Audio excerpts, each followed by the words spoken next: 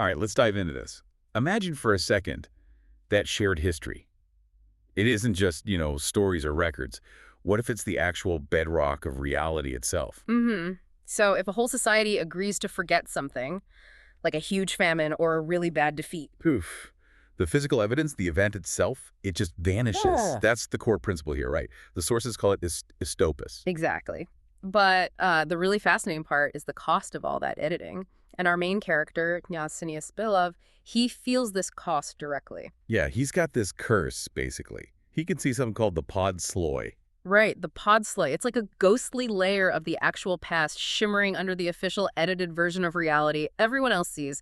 So he witnesses every single lie. Which means he's pretty much the only one who gets what's really happening with this creeping apocalypse they call the echoing blight. Yeah, because it's not some invading army from outside. No, it's described as this, fog of nothingness. But hold on, if reality is built on shared memory, what exactly is the blight made of? Well, that's the kicker. It's self-inflicted. The sources call it a monstrous growing cancer of oblivion. It's formed from the weight of all the memories that people have deliberately cut away. All the shame, the failures, the disaster. Exactly. All the stuff societies want to forget. And this huge mass of forgotten truth, it's overwhelming the whole system. The cosmic engine, they call it the loom of ages. Okay. And it's pushing it into this failure state called Raslod. Raslod. So that's when things really fall apart.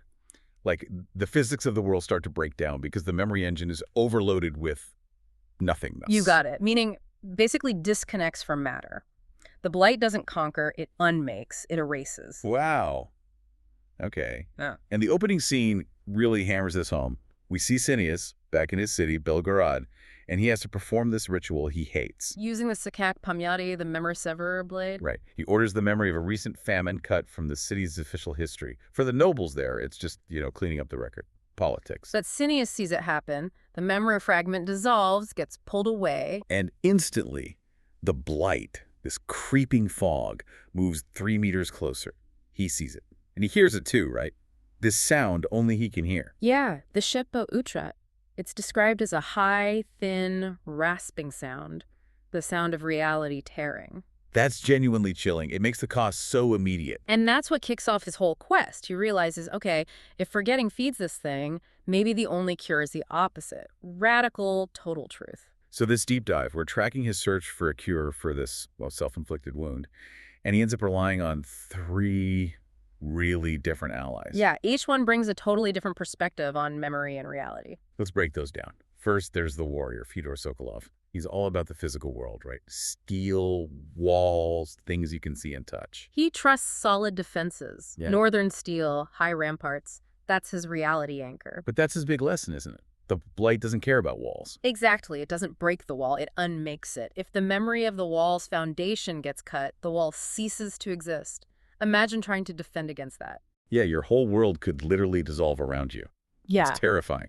So he needs the opposite perspective. Which comes from Alani Vonu. She's a guide from the forest folk, and she follows what they call the path of wholeness. She doesn't see the podsloy ghosts like Sineus does. No, but she feels the land's memory, its emotional residue, its pain, as the source puts it. She navigates by that feeling. So for her, the blight isn't an army or a fog. It's a wound, a deep wound on reality itself. It's feeling versus seeing, emotional truth versus, historical artifact truth. But okay, the allies show different ways of coping. The antagonists, though, they show how memory becomes a tool for power and profit. Oh, absolutely. This is where the world building gets really sharp, I think. It shows the institutionalization of forgetting. Right, like Timur Makhmudov, head of the Golden Road Consortium. This guy views history like an accountant. Purely transactional. He uses his own version of the memory blade. An oblivion blade, they call it. And what's he do with it? Erases bad debts, inconvenient contracts, anything that messes up his perfect corporate image or, hinders profit. It's described as the ultimate commercial pragmatism. So he's literally rewriting history to boost his bottom line. Institutional amnesia as a financial tool. That's bleakly brilliant. It really is. But then you have the warlord, Rostislav Kurov. He's the one who captures Sineus later on. And he takes it to a whole other level. This is the guy with the Blight Forge. Yeah, a mobile fortress that sounds like something out of a nightmare. It's apparently built from concentrated, stolen despair. And his armor. This is the really wild part. It's terrifying. The source calls it a shroud woven from the agony of nations. He's somehow stolen huge foundational traumas from entire Like cultures. the Kinslayer war shame from the Kivsir people. Yeah. A deep ancient trauma. Exactly. And he wears these stolen shames, these massive griefs like a cloak. And the key thing is, by wrapping himself in all this concentrated suffering. He becomes invisible to the Blight. Because the Blight is drawn to absence, to oblivion, but he's shielded by overwhelming remembered pain, even if it's not his own. He's weaponized collective trauma. It's probably the darkest application of Astopus we see. Okay, so things look pretty grim. But Sineus finds a potential answer in the south, right? This hidden place. The sunken scriptorium of a city of knowledge carved into a canyon. Apparently it has no walls, based on the idea that true knowledge doesn't need physical defense. And there he meets the lead archivist, Kira Zaitseva. And Kira is, well, she's deeply cynical. Her whole job is cataloging the Hall of Lost Worlds. A library of apocalypses. Seriously. Yeah.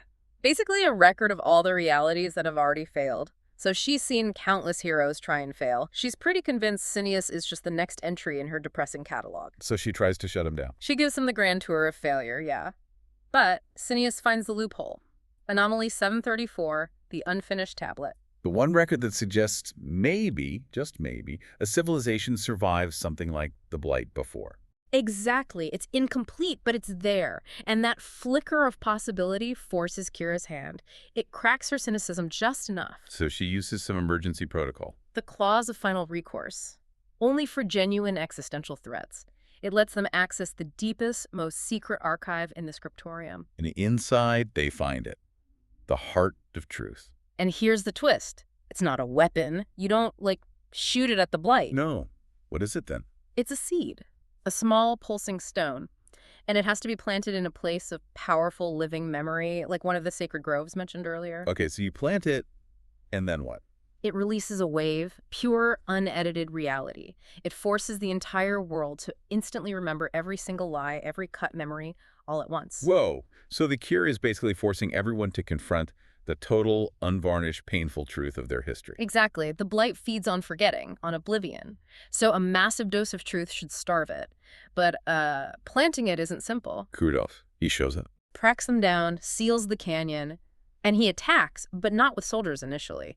He uses the scriptorium's own equipment against them. The Veshivi Kola call, that Yeah. big bell for broadcasting memory. Yeah. He tries to broadcast the memory of an ancient failed siege, hoping to cripple the defenders with psychic despair, borrowed failure. Clever.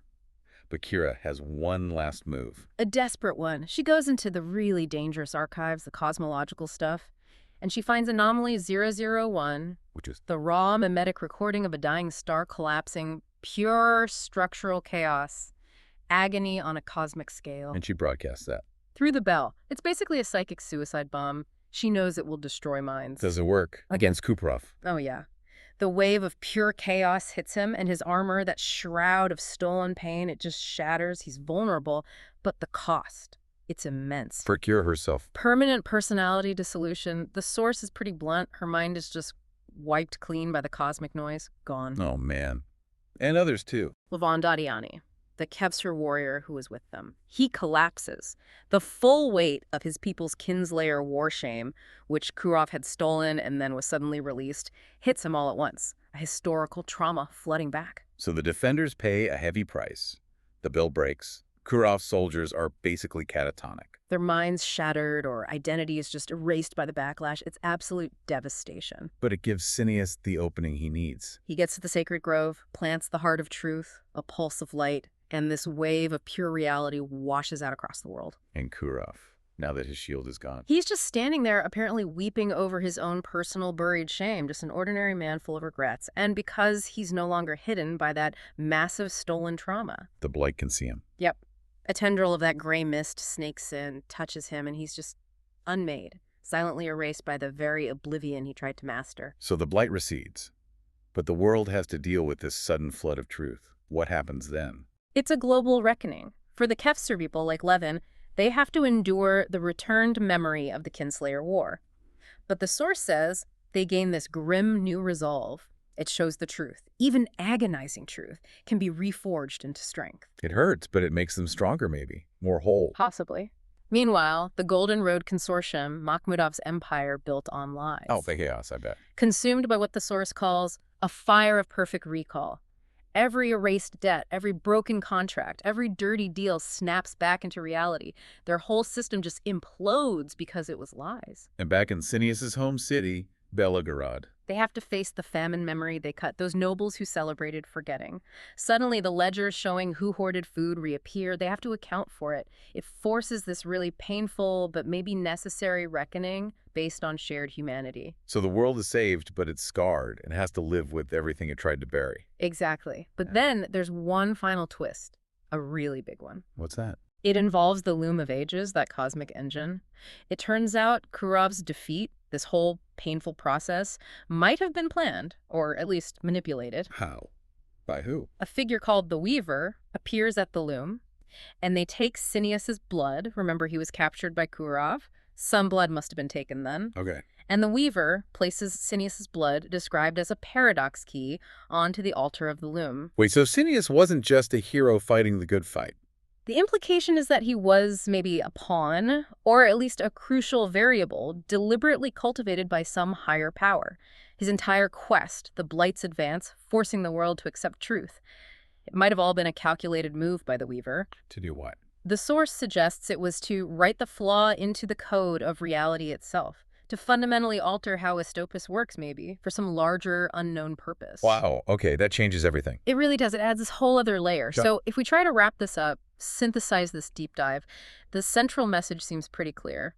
Yeah, in this world, the real danger isn't the monster outside. It's the lies we tell ourselves, right? The comfortable forgetting. Mm-hmm. True strength, it suggests, isn't found in some sanitized history of only victories. It's in carrying the full, messy, chaotic weight of the complete truth. So the blight is pushed back because it starves without lies. But it's not totally gone, and the world is, quote, saved, but now it's stuck with this raw, painful, total recall. Which leaves us with a question for you, the listener. Well, what's actually harder for a society in the long run? Is it the intense effort of fighting a tangible war, or is it the constant, grinding, agonizing effort of living without those necessary comforting lies that hold things together?